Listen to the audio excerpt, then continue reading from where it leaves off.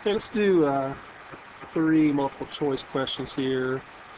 Kind of see how they work out. These are AP. These are from the 1998 AP Physics B exam.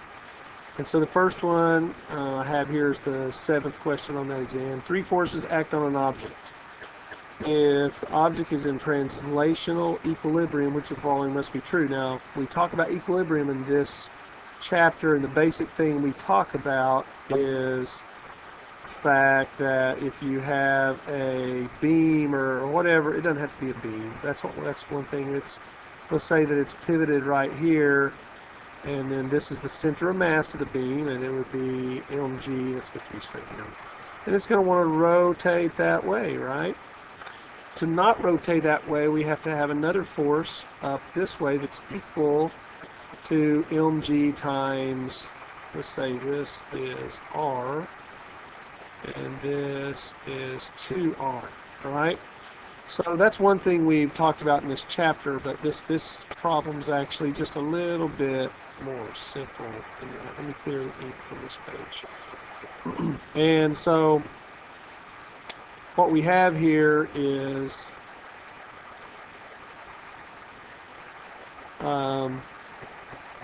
three choices. Vector sum of the forces must be equal to 0. Magnitude of the three forces must be equal. All 3 forces must be parallel. Well, the last 2 can't be right because we don't know what direction those forces point. So for all their magnitudes to be equal, that's making a big gamble. We don't want direction they point. They all must be parallel. Well, it doesn't give us good information either. So, but the vector sum must be 0. So A is the best answer here. Now that's for translational. If we were including rotational, see what has to happen is the sum of the x forces have to be equal to 0, and the sum of the y forces have to equal 0. That's 1. If we're also talking about rotational, then the sum of the, well, let's not even do that. I've just been telling you the clockwise torques have to equal the counterclockwise. Legally, physics-wise, that means that the x torques have to equal 0 and the sum of the y torques have to equal 0. And so that's how you answer number 7. Number 39 on this test basically is looking at a planet of radius r. And there's some object here. Let's say this is the object. And the object has weight W. All right, whatever that object is, we don't know. Well, now we're going to go to a planet that has, so what will be the gravitational force on the object after it's been moved to a distance 4r from the center of the planet? So now we're going to go out here to 4r. So how much does it weigh there? Well, when it was on the planet's surface, the weight is the force of gravity is big G, mass of the object times mass of the Earth over r squared.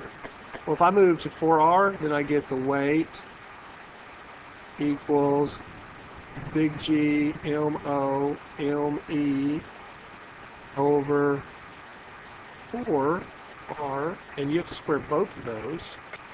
And what's the difference between these? Well, it's 1/16. So the answer is W over 16. See, 4 squared times R. So everything's the same but the 16. Everything else is the same. This is the answer. Here, this one's the answer.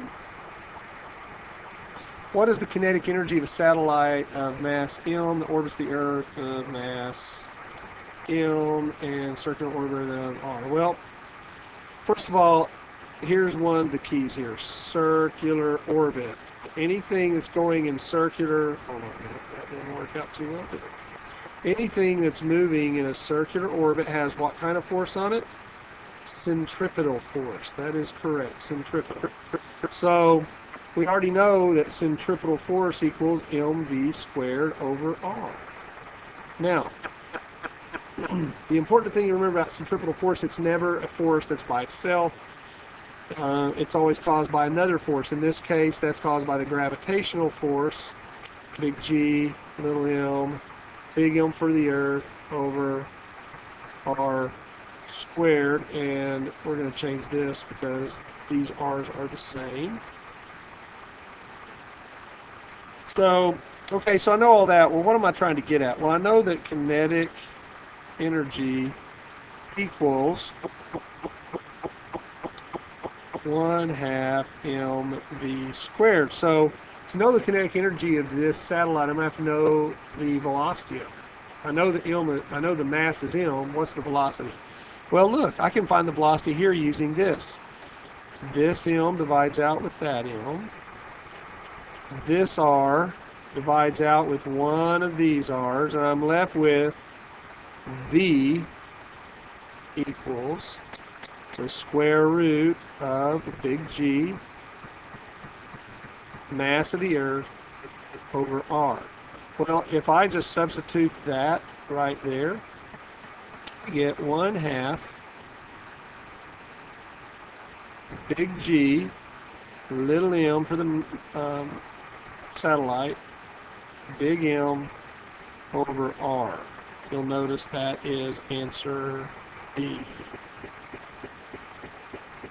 Now some of you are wondering, how do you get that? Well, if I square a square root, right, it just takes the square root away. So I got 1/2 M times big G, big M, that's the Earth, over R. Well, I just moved my M over here to make it look like a little less messy, and I get that answer. So that's how you find the kinetic energy. There's other ways to find it also, but to me, that's one of the most intuitive ways to find it.